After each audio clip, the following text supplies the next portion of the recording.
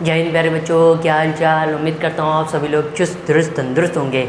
तो आप सभी लोग स्वस्थ और सुरक्षित बने रहें, यही उस ऊपर वाले से प्रार्थना है कि आप सभी लोग सुरक्षित बने रहें। तो बेटा जी, मैं हूँ दिव्यांशु, मेरा नाम है दिव्यांशु, और मैं आज इस वीडियो में प्रश्नावली 1.1 का प्रश्न 6 और प्रश्न 7 का हल कराने वाला हूँ, जो कि इस प्रश्नावली के ये आखिरी प्रश्न है। ठीक है, पिछले वाले वीडियो में मैंने आपको प्रश्नावली 1.1 के क्वेश्चन नंबर 5 और क्वेश्चन नंबर 4 और क्वेश्चन नंबर 5 का हल करा दिया था। वो वीडियो आपको अवेलेबल हो गया होगा। अगर नहीं हुआ है तो नीचे प्लेलिस्ट का लिंक दिया हुआ है और सभी वीडियोस का लिंक भी नीचे दिया हुआ है, वहाँ से जाकर आप वॉच कर सकते हैं और आपको एंड स्क्रीन पे भी इससे पहले वाले वीडियोस मिल जाएंगे। तो चलिए वीडियो को बढ़ना करते, वीडियो को स्टार्ट करते हैं।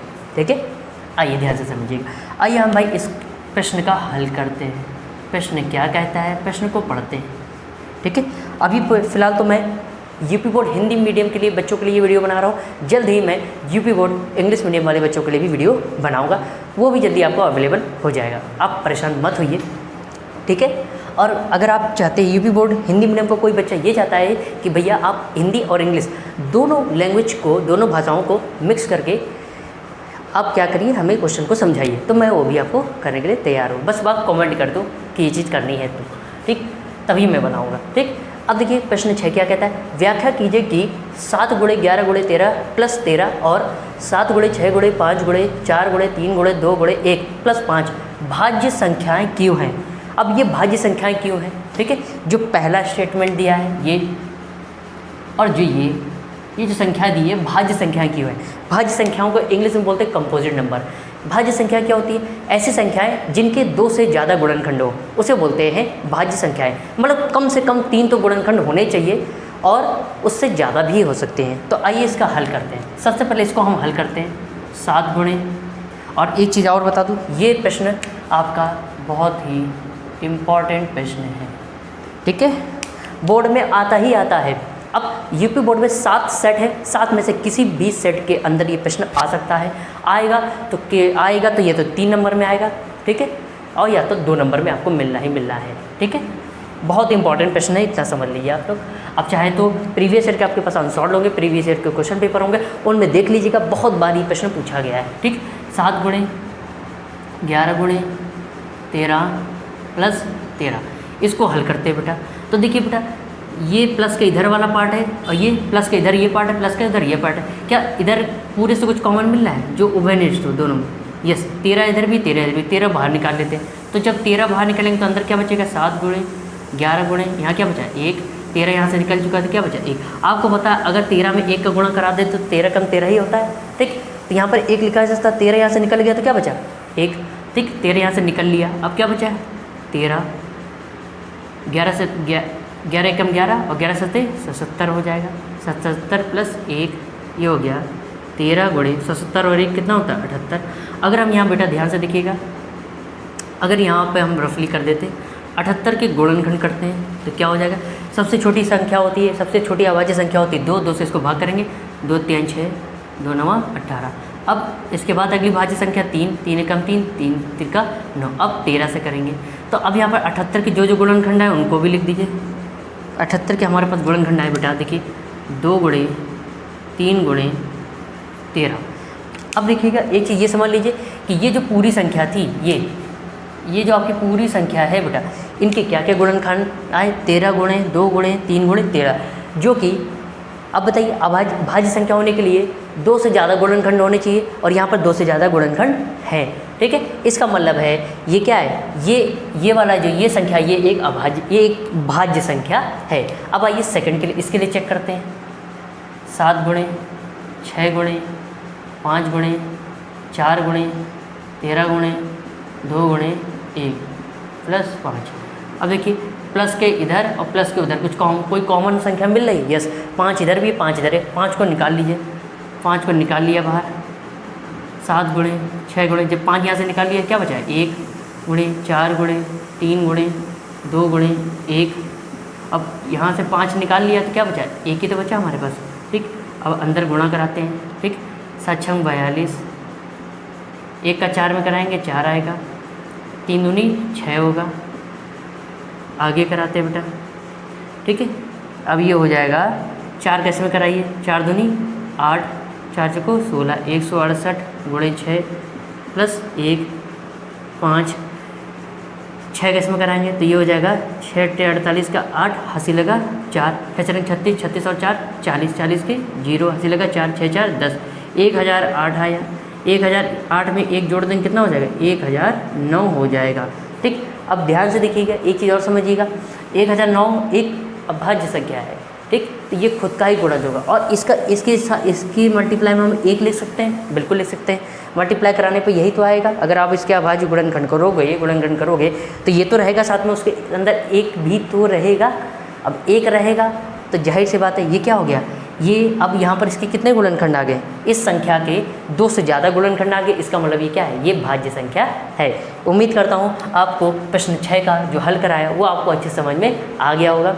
ठीक है, और अपनी कॉपी नोट्स बनाने के लिए स्क्रीनशॉट ले लीजिए, फिर आगे प्रश्न 7 का हल करते हैं। ठीक है, सो प्यारे बच्चों, आइए इस प्रश्नावली 1.1 के आखिरी प्रश्न 7 को हल करते हैं। क्या कहता है प्रश्न हमारा, आइए भाई इसको हल करते हैं, यानी इसका सॉल्यूशन करते हैं। प्रश्न पढ़ते हैं। प्रश्न क्या है, किसी खेल के मैदान के चारों ओर एक वृत्ताकार पथ है। ठीक है, कोई खेल का मैदान है जो कि वृत्त के आकार का है, मान लीजिए ये। ठीक है, किसी खेल के मैदान के चारों ओर एक वृत्ताकार पथ है।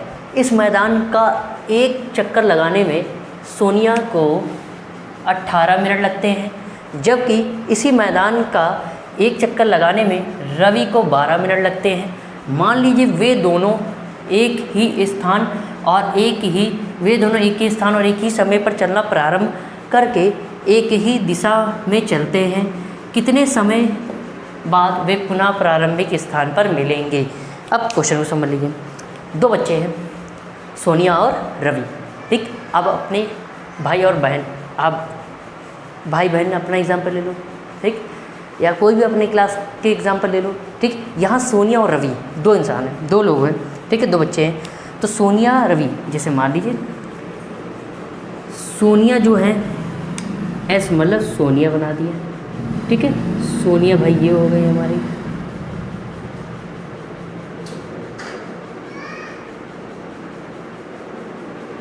ये सोनिया हो गई, और रवि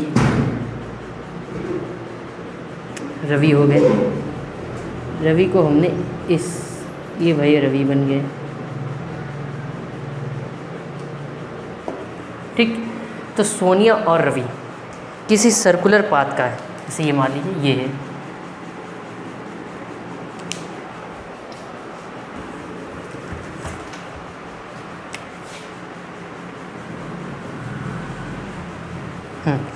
जो सोनिया जो है एक सर्कुलर ग्राउंड है। आपने देखा होगा कई चौड़े में रेक्टेंगल शेप में ग्राउंड बने होते, मैदान बने होते, और कई सर्कल वृत्ताकार पथ के मैदान बने होते हैं। तो एक सर्कुलर पाथ मतलब एक वृत्ताकार आकार का मैदान का पाथ है।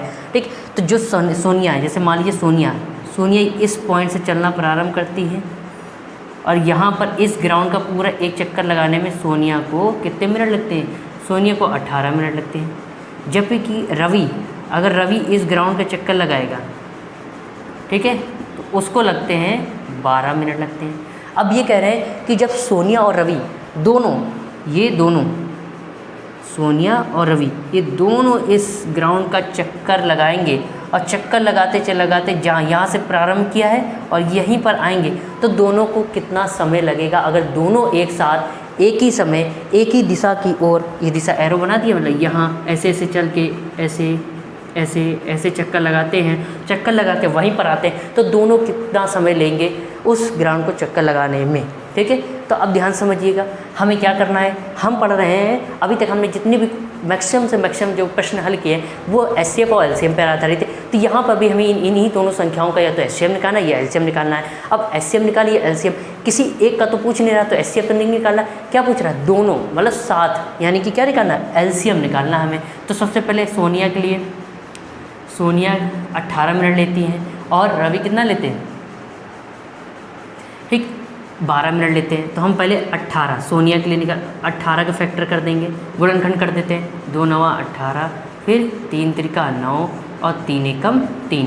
ठीक है, और किसके 12 रवि, इसके गुणनखंड करते 2 6 12, 2 तिहाई 6 और 3 एकम 3। अब यहाँ पर हमें एचसीएम निकालना है। ये एलसीएम क्या कह रहा है कि दोनों अगर साथ में चलना प्रारंभ करते एक ही दिशा को और, तो दोनों एक साथ उस पॉइंट पे मतलब जहाँ से स्टार्ट किया वहीं पर कितने समय बाद पहुँचते हैं, दोनों एक ग्राउंड का चक्कर कितने समय में लगा लेते हैं। यानी कि यहाँ में हमें क्या निकालना है, एलसीएम निकालना है। ठीक है। सो अब यहाँ पर देखिए 18 के गुणनखंड क्या क्या हो गया बेटा, 2 गुणे 3 गुणे 3। 12 के क्या क्या गुणनखंड हो गए, 2 गुणे 3। ठीक है। हमें यहाँ पर निकालना है एलसीएम। एलसीएम किसका, 18 और 12 इन दोनों संख्याओं का। ठीक है। 18 किसका है, सोनिया और रवि 12 किसका है, रवि का। तो देखिए दोनों में सबसे पहले कॉमन क्या है, दोनों में कॉमन संख्या 2 हो गई और क्या कॉमन है, 3 हो गई। अब जो कॉमन नहीं है उनको ले लीजिए। देखिए 3 कॉमन नहीं है, 3 को उतार लीजिए। 2 कॉमन नहीं है, 2 को उतार लीजिए। इन सबको गुणा कराइए। 2 तिहाई 6, 6 3 18 दूनी 36 मिनट। यानी सोनिया और रवि जब दोनों एक साथ इस वृत्ताकार मैदान का चक्कर लगाते हैं और वो दोनों एक साथ 36 मिनट दोनों एक साथ उसी स्थान पर पहुंचेंगे। दोनों को इस वृत्ताकार पथ का चक्कर लगाने में 36 मिनट लगेंगे। उम्मीद करता हूं ये प्रश्न का हल प्रश्न 7 आपको अच्छे से बिंदास फर्स्ट क्लास जबरदस्त समझ में आ गया होगा। तब अपनी कॉपी में नोट्स बनाने के लिए स्क्रीनशॉट ले लीजिए। अभी जाना नहीं है, कुछ बात करनी है। सो प्यारे बच्चों, उम्मीद करता हूँ आज इस वीडियो में जो प्रश्नावली 1.1 के जो आखिरी के प्रश्नों के हल कराया गया वो आपको बिंदास फर्स्ट क्लास जबरदस्त समझ में आगे होंगे। अब उम्मीद करता हूँ जो प्रश्नावली 1.1 पूरी आपको जितने भी हल कराए गए पिछले वीडियोज़ में और इस वीडियो में लास्ट प्रश्नों को वो आपको अच्छे समझ में आगे होंगे। अब हमारी मुलाकात होगी अगली वीडियो में, ठीक, जिसमें हम कुछ कॉन्सेप्ट सीखेंगे और उन कॉन्सेप्ट पे हम लोग कुछ क्वेश्चंस के सॉल्यूशन करेंगे। तो अब मुलाकात होगी अगले वीडियो में। ठीक है। Thank you so much for watching this video. Like, subscribe and share. Video पसंद आया तो वीडियो को लाइक करिए। ठीक, चैनल पर नए हो तो चैनल से सब्सक्राइब करना ना भूलें। अपने बिंदु, अपने मित्रों, अपने दोस्तों के साथ ये वीडियो जरूर शेयर करें ताकि उनको भी आने अपकमिंग जो बोर्ड एग्जाम है 2025 वो इसका लाभ उठा सके। ठीक है। So thank you so much for watching this video. जय हिंद, धन्यवाद, नमस्कार।